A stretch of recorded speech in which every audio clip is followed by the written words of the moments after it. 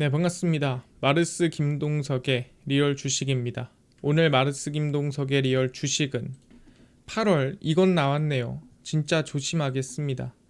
제 생각에는 이번에 8월에 정말 조심해야 될 것 같은 내용들이 나오고 있습니다. 그래서 사실 제가 알고 있다라는 거는 어느 부분도 또는 어떤 사람들도 알고 있다 생각합니다. 근데 그걸 여러분들이 모르고 있다는 거는 좀 문제가 있다 생각해요. 그래서 나누려고 온 겁니다. 제가 조심한다 그러면 전 여러분들도 같이 적극적으로 조심하지 않더라도 적어도 이런 문제가 있구나, 이런 리스크가 있구나, 좀 같이 알아갔으면 좋겠다 싶어서 가지고 왔으니까 영상 보시면 좋을 것 같습니다.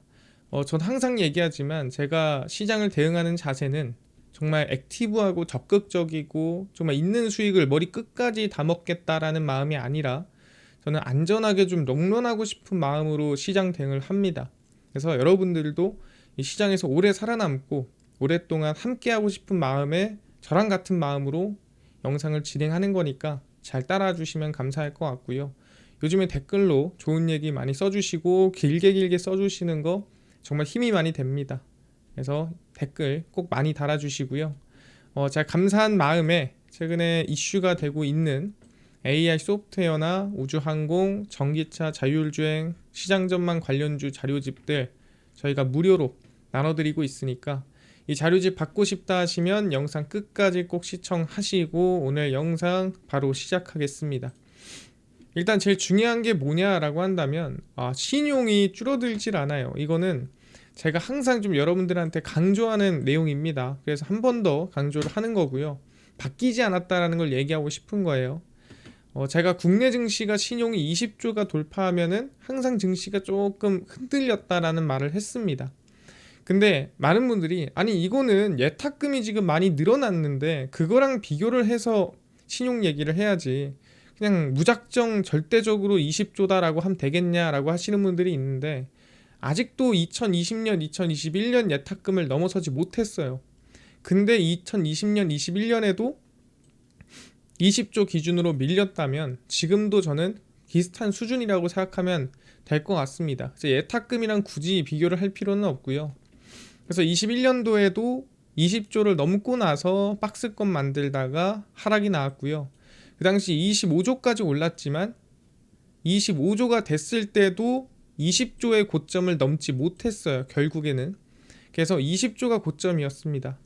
2023년 4월 19일입니다. 이때도 20조가 넘었고 증시가 한 5% 정도 빠졌는데 이때는 국내만의 이슈가 있다 보니까 크게 빠지거나 그러진 못했어요. 근데 2023년 7월 25일 이때가 이제 TJ 잔고 그러니까 미국의 이슈와 겹치면서 신용이 20조를 돌파를 했고 그리고 나서 13%가량의 하락세가 나와줬습니다. 그 다음에 2024년 6월 13일 이때가 이제 우리가 흔히 알고 있는 엔캐리 트레이드 청산이라고 해서 하루 만에 증시가 10%가 급락을 했죠. 네, 정말 뭐 이런저런 이슈 없이 조용히 흘러내렸습니다. 근데 그때도 6월 13일부터 이미 20조가 돌파한 상태였고 돌파를 한 다음에 한 4% 정도 더 오르다가 증시가 18%가량 하락이 나와줬습니다. 그래서 제가 항상 20조가 넘으면 좀 경계를 해야 됩니다라고 얘기를 했죠. 근데 이번에도 6월 23일 이후부터 신용이 계속 20조를 돌파하더니 지금 21조 8천억 거의 22조에 준하는 수준까지 올라와 있는 상태입니다. 그러니까 이 상태에서 제가 이 돌파를 하고 난 다음에 증시가 지금 한 5% 정도 더 올랐거든요. 그러다 보니까 아니 더 올랐지 않냐, 아니 더 오르지 않았어 이렇게 얘기할 수 있어요. 하지만 저희는 항상 증시가 무조건 이 꼭대기에서 꺾입니다를 볼 수는 없어요. 적어도 요 구간부터 뭔가 신호가 나왔다면 이 상승을 조심하더라도 이 하락을 좀 우리가 피할 수 있는 그런 어떻게 보면은 좀 안전하고 롱런할 수 있는 방어적인 자세를 구축하는 게 맞다라고 생각하는 거고 난 답답해서 그렇게 못해 그러면 정말 저는 심장이 강하신 분이다라고 생각할 것 같아요.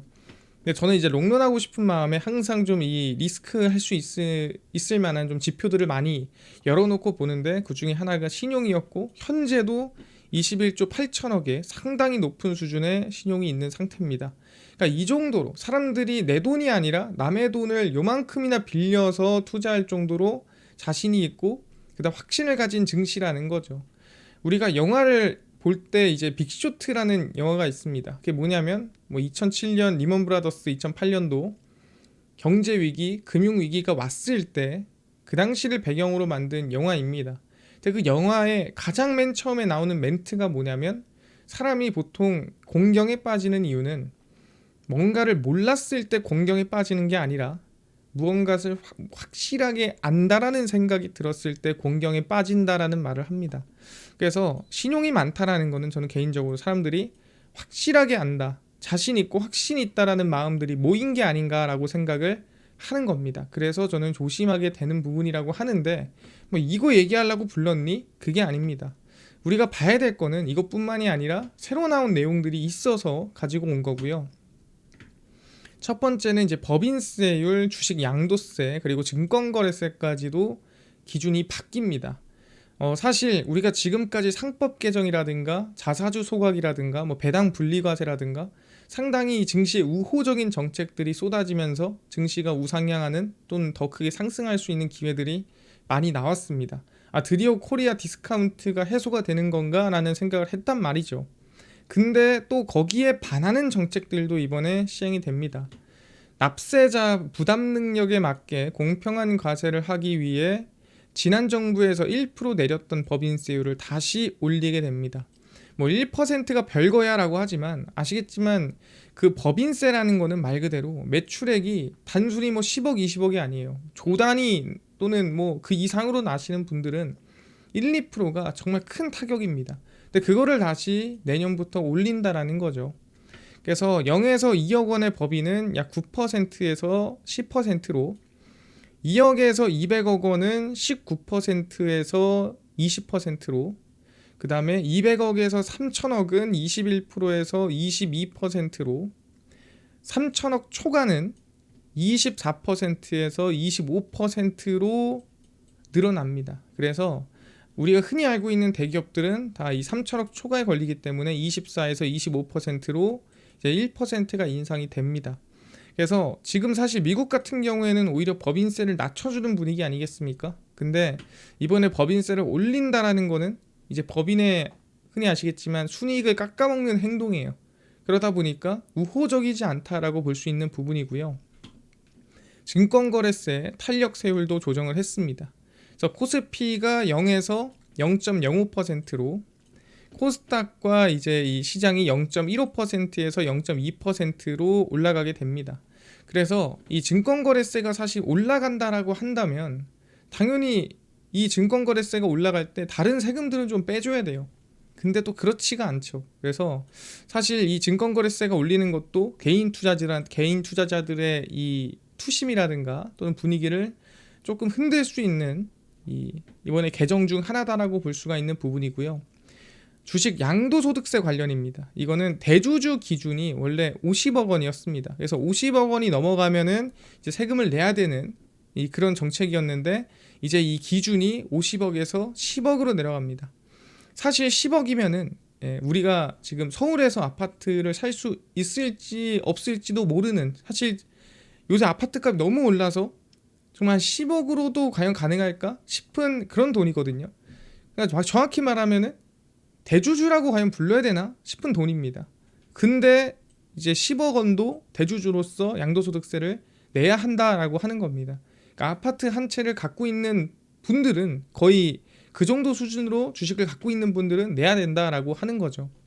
그래서 이 강화가 되고요. 적용 시기는 개정 시행일 이후 기준이니까 내년부터 개정이 됩니다.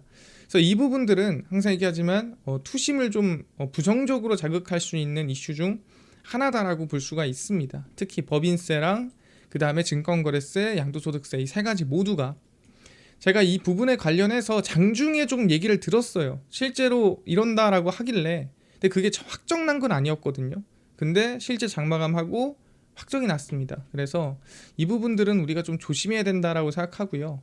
거기에 추가적으로 봐야 될 게 뭐가 있냐라고 한다면 이번에 상호관세에 대한 이 합의입니다. 이번에 한국무역협상이 상호관세 15%에 타결됐습니다. 근데 되게 뉴스로는 되게 긍정적으로 나옵니다. 그래도 일본과 EU와 비슷한 수준의 상호관세로 마무리가 됐습니다 너무 긍정적인 것 같습니다. 잘한 것 같습니다. 역시 대한민국 이런 분위기입니다. 트럼프가 이번에 한국이 미국에 약 3,500억 달러를 투자를 하고 이걸로 끝나는 게 아니죠. 상호관세 25%에서 15%로 합의를 했고요.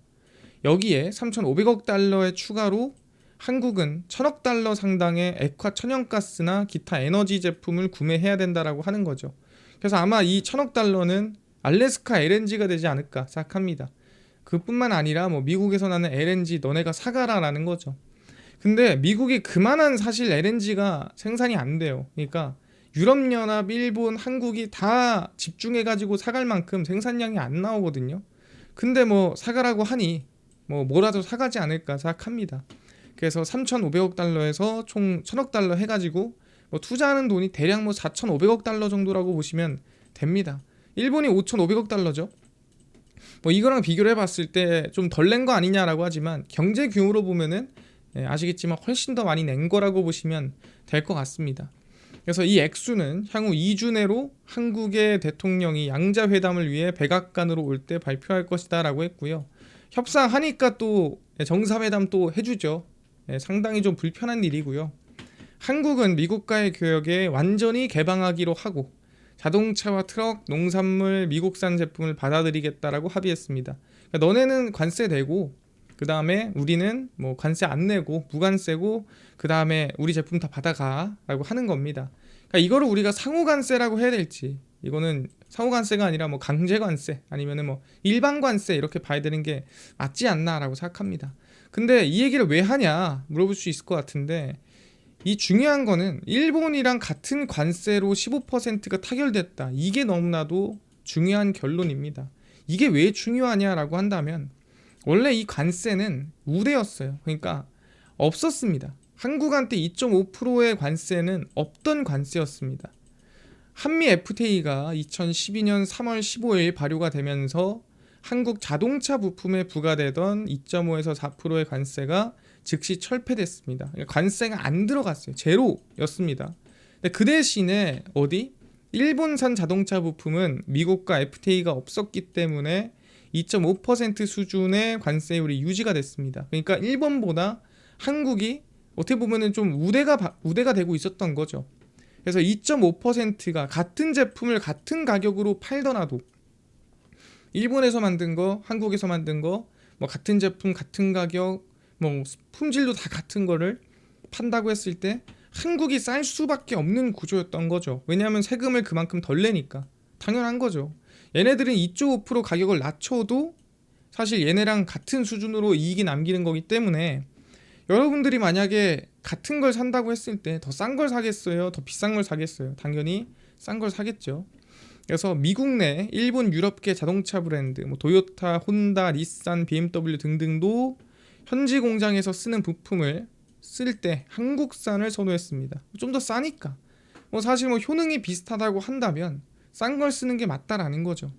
그래서 미국 자동차 시장이 리먼 사태 이후 회복기로 진입한 것과 겹쳐서 또 수요가 크게 증가했고 시너지가 발생하면서 크게 점유율을 늘릴 수 있는 기회가 됐습니다. 그래서 얼마나 기회가 됐느냐라고 물어볼 수가 있을 것 같은데, 그래서 그 당시의 수준으로 본다고 했을 때 2022년 FDA 특혜 관세 품목 수출이 412억 7천만 달러로 2012년 대비해서 약 220%가 증가를 했다라고 얘기를 하고 있어요. 아니 근데 사실 10년 동안 220% 증가하는 게 대단한 거야? 라고 물어볼 수도 있습니다.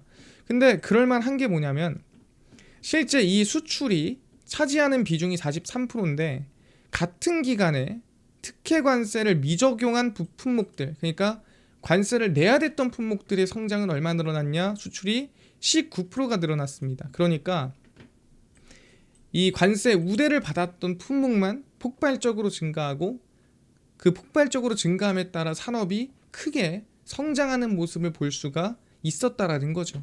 이 2.5%가 사실 별거 없어 보이지만 이게 별거겠어. 이 정도 가지고 사실 회사가 하나 살고 회사가 하나 죽고 이게 결정되겠어라고 하지만 그게 길게 보니 정말로 결정이 됐고 시너지를 내다 보니까 그 효과는 극대화됐다라고 얘기를 하는 겁니다. 그래서 전체 FDA 특혜 품목 수출은 약 3배로 확대가 됐고, 수출 경쟁력 측면에서도 일본이나 유럽을 그 당시에 제친 결정적인 계기가 됐습니다. 그러니까 일본의 자동차 업종을 우리가 따라잡지 못하고 있었습니다. 자동차를 우리가 따라잡을 수 있을까? 쉽지 않았죠. 근데 그 당시에 이 2.5% 우대로 따라잡을 수 있는 계기가 됐다라는 거죠. 그래서 이 효과가 상쇄되는 상호간세 협상을 맺으면서 한국의 경쟁력이 하락했다라고 보는 거죠. 그러니까 왜 경쟁력이 하락했다라고 보는 거냐?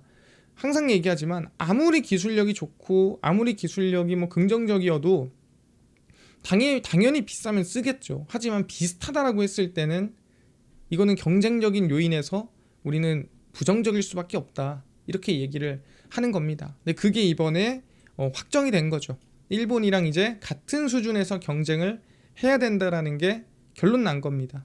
그러다 보니까 이제 우리가 조금 시장을 한번 조심할 때가 된 게 아닌가라고 전 생각을 하고 있는 상황이고요.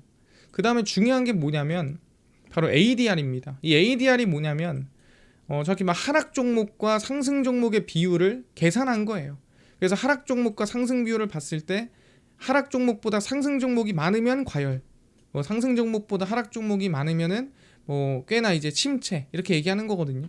근데 지수는 그래도 나쁘지 않게 올라갔단 말이에요. 최근에 계속. 근데 보시면 어떻게 돼요? ADR은 계속 꺾이죠. ADR이 계속 꺾인다. 근데 증시는 올라간다. 이게 뭐냐면 소수의 종목이 증시를 이끌고 있다라는 걸 확인할 수가 있는 거예요. 정말 극소수의 몇 개의 기업이 증시를 끌어올리고 있구나. 증시는 오르고 있는데 최근에 ADR은 급격하게 꺾였구나. 이거는 종목 몇 개만이 살아있고 나머지는 오히려 힘이 없고 오히려 빠지고 있고 오히려 우하향하고 있구나 라고 이걸 통해서 확인할 수가 있는 거예요. 그럼 이걸 반대로 얘기하면은 그 몇 개가 버티던 시장이 그 몇 개가 무너지면 그 몇 개만으로 증시는 이 괴리만큼 한번 흔들릴 수 있다라고 저는 생각을 하는 거죠. 그래서 사실 곳곳에서 좀 우리는 조금 조심해야 된다라는 지표들을 보이고 있습니다. 그래서 결론은 이래요. 한국의 신용잔고는 정말 높은 수준입니다. 이거는 제가 계속 강조를 하는 부분이죠. 예탁금 대비해도 높은 수준입니다. 그래서 예탁금 대비해서는 그래도 비율로 하면 나쁘지 않은 거 아닌가요? 그래도 높은 거예요. 상법 개정, 자사주 소각, 증시에 긍정적인 요인만 작용하다가 이번에 부정적인 요인이 등장하기 시작한 거죠. 이번에 민생 소비 쿠폰이라든가 등등등 상당히 증시에 우호적일 수밖에 없는 얘기만 나오다가 법인세 인상이라든가 증권거래세 인상, 대주주 양도세 요건 완화 등 모두 시장에 비우호적인 정책들이 쏟아져 나오기 시작했습니다. 이거는 정말 안 좋은 거예요. 그러다 보니까 추가적으로 상호간세 협상도 한국 경쟁력 하락 요인으로 이번 8월은 저는 조심하는 게 맞다라고 생각합니다. 그 대신에 제가 말씀드리고 싶은 건 2분기 실적 발표를 보고 종목을 따로 선별할 겁니다. 그러니까 이렇다고 해서 8월에 아무것도 하지 마 이게 아니라 이번에 2분기 실적 발표가 나오고 있잖아요. 근데 그 중에서도 수출이 좋고 실적이 좋은 기업들이 나오고 있습니다. 예를 들어 JVM 같은 것도 실적이 되게 좋게 발표가 나오면서 상승을 했거든요. 이런 것처럼 2분기 실적 발표를 보면서 우리는 골라내야 돼요. 얘는 괜찮고 얘는 안 좋고 별로고 괜찮고를 2025년 실적을 계속 체크하면서 계속 걸러내면서 가야 됩니다. 근데 이번 2분기가 저는 정말 중요하다고 생각하는 거고 그거를 걸러내면서 충분히 8월에 우리는 좋은 종목들 다시 한번 뽑아볼 수 있지 않을까 생각을 하니까 우리 같이 좀 롱런하자는 마음으로 시장 대응했으면 좋겠다 말씀드리겠습니다. 이해가 됐습니다. 지금 얘기를 했던 대로 우리는 이번 8월은 우리가 너무 이제 6, 7월에 좋은 것만 보다 보니까 8월에 좀 부정적인 얘기가 슬슬 나옵니다. 근데 이게 누가 안 좋아요 이게 아니라 시장 이 투심에 좀 부정적일 수 있는 요인들이니까 조심하자라고 얘기를 하는 거고 제가 2분기 실적 발표 다 하나하나 보고 있거든요. 그 보면서 저희는 앞으로 시장이 조금 흔들리거나 좀 우리가 위험하다 생각하더라도 성장할 수 있는 기업은 제가 따로 선별할 겁니다. 그러니까 유튜브 계속 보시면 될 것 같고요.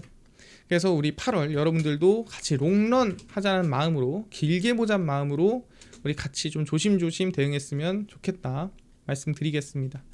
이해됐고요. 아까 전에 AI 소프트웨어라든가 우주 항공, 그 다음에 전기차 자율주행, 시장 전망 관련주까지 아까 100% 무료로 정리한 자료집 나눠준다고 했는데 혹시 이거 어디서 받을 수 있나요? 또는 당일 급등이 예상되는 단타 종목을 매일 무료로 나눠주시고 장 시작 전에 급등이 예상되는 뉴스라든가 시황 무료로 나눠주시고 테마주라든가 매매법 강의 좀 무료로 좀 나눠주세요 하시는 분들이 있어서 김동석 대표가 100% 무료로 나눠드리고 있습니다. 바로 김동석의 리얼 주식 연구소라는 100% 무료 어플이고요.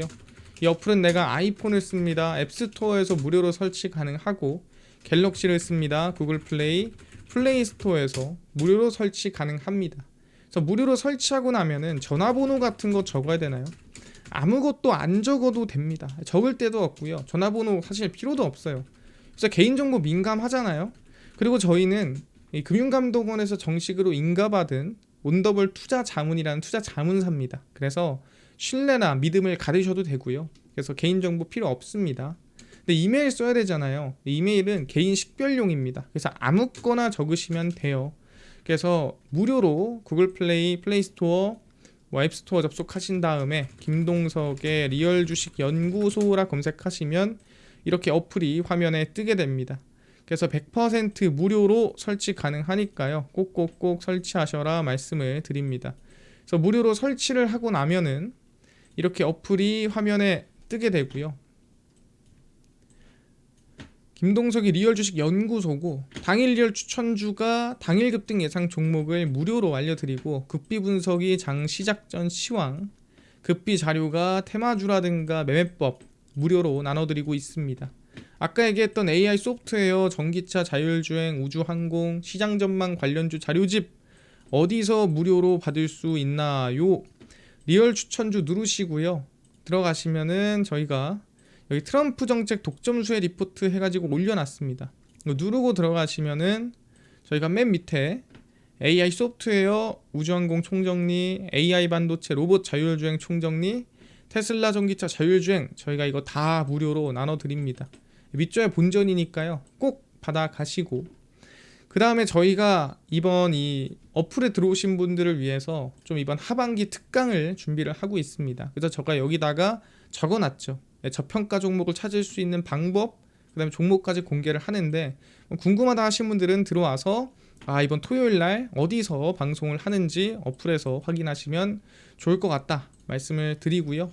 그 다음에 보시면은 7월 31일, 30일, 29일, 28일 추천주 매일매일 무료로 나눠드리고 있습니다. 급비 분석은 장 시작 전 시황이고요. 해외 증시부터 국내 이슈까지 저희가 장전에 매일매일 정리를 해드리고 급비 자료는 당일 있었던 이슈나 관련주 장마감하고 매일 정리해서 올려드리고 있습니다. 김동석의 리얼 주식 연구소 제가 100% 무료로 매일 운영하는 어플입니다. 그러니까 종목 시황 테마주 다 얻어가시고요. 뿐만 아니라 저희 마르스 김동석의 리얼 주식 유튜브 여러분들의 관심과 사랑으로 큽니다. 여러분들 댓글 정말 힘이 많이 되니까요. 많이 달아주시고요. 유튜브 구독 부탁드리면서 오늘 영상 여기서 마치고 다음번에 더 좋은 영상으로 찾아뵙도록 하겠습니다. 감사합니다.